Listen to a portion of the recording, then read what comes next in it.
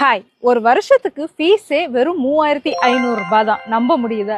S, BSc nursing, BPharm, BPT, BSc OTAT, MLT, cardiac technology, perfusion technology, accident and emergency care technology, radiography and imaging technology, respiratory therapy, neuro electrophysiology, clinical nutrition 19 வகையான paramedical degree கோர்சஸ்க்கு ஒரு வருஷத்துக்கு படிக்கிறதுக்கு ஃபீஸே வெறும் 3500 ரூபாய் தான்.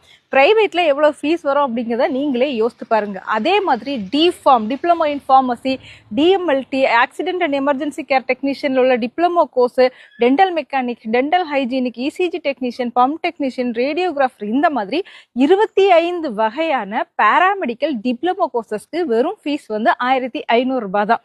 So இதெல்லாம் எங்க அப்படின்னு பார்த்தீங்கன்னா கவர்மெண்ட் செக்டர்ல உள்ள காலேஜஸ்ல, அதாவது தமிழ்நாடு அரசோட மருத்துவ கல்லூரிகள்ல இந்த படிப்புகள் படிக்கிறதுக்கெல்லாம் ஃபீஸ் இவ்வளவுதான். இதுக்கான கவுன்சிலிங் எல்லா வருஷமும் மே மாசம் கடைசியில நமக்கு அப்ளிகேஷன் ஓப்பன் ஆகும்.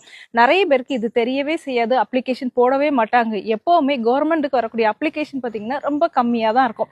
ஸோ இந்த வருஷம் 12ஆம் வகுப்பு முடிச்சுட்டு ஏதாவது ஒரு படிப்பு மருத்துவத்துறையில படிக்கலாம்னு நினைக்கிறீங்கன்னா இந்த கவர்மெண்ட் கவுன்சிலிங்க்கு அப்ளை பண்ணுங்க. எப்படி அப்ளை பண்ணணும், எப்படி கவுன்சிலிங் அட்டென்ட் பண்ணணும் அப்படிங்கிறது உங்களுக்கு தெரியலன்னா நீங்க ஒரி பண்ண வேண்டிய அவசியமே இல்லை. நர்சஸ் ப்ரொஃபைல் அப்படிங்கிற நம்மளோட சேனலை ஃபாலோ பண்ணுங்க. அதுல இந்த அட்மிஷன் குறித்த எல்லா கைடன்ஸுமே உங்களுக்கு கொடுப்போம். ஸோ உங்க கூட 12th படிச்ச பசங்களுக்கோ பிள்ளைங்களுக்கோ இந்த ரீலை வந்து ஷேர் பண்ணி கொடுங்க.